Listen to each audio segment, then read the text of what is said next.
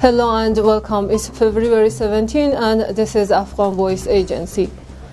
NATO defense ministers met on Wednesday for the first time since U.S. President Joe Biden took over from Donald Trump with a vow to soothe tension between Washington and its closest partner.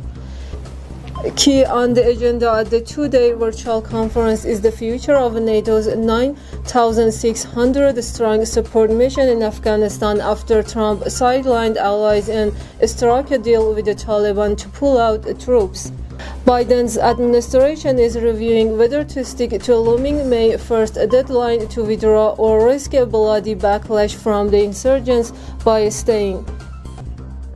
The World Bank has approved a grant of $97.50 million from the International Development Association to provide regular and predictable cash support to Afghans affected by drought and COVID-19 and improved food and nutrition security.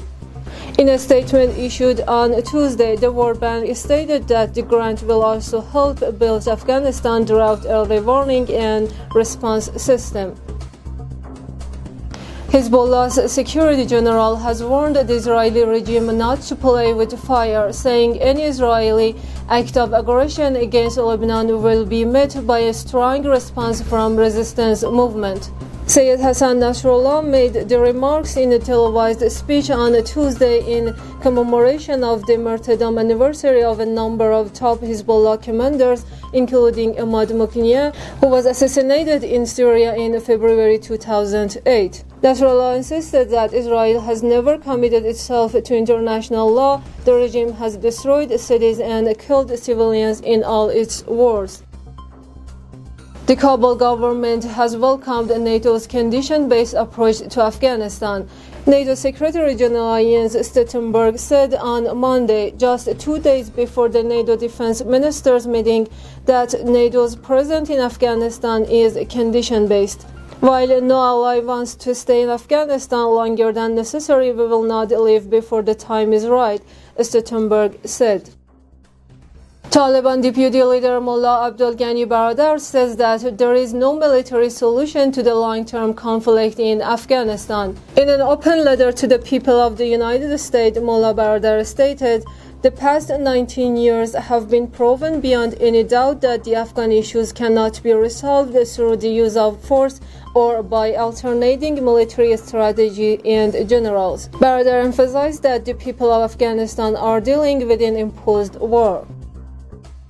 New Zealand has announced that the country will conclude its military mission in Afghanistan by May 2021. New Zealand Prime Minister Jacinda Ardern, Foreign Affairs Minister Nanaia Mahuta and Defense Minister Penny Henner announced Wednesday morning that the country will conclude its deployment of the New Zealand Defence Force to Afghanistan by May 2021. After 20 years of New Zealand Defence Force presence in Afghanistan, it is now time to conclude our deployment, Jacinda Ardern said. Vast areas were cleared off from Taliban in Arkandab district of Kandahar province yesterday. Additionally, 11 Taliban were killed and 4 wounded during Afghanistan National Defense Security Forces operation, and 14 IED were discovered and defused by Afghanistan National Army. Meanwhile, 3 people were killed and 2 more were wounded in 2 security incidents in Kabul in the last 24 hours, sources said on Wednesday.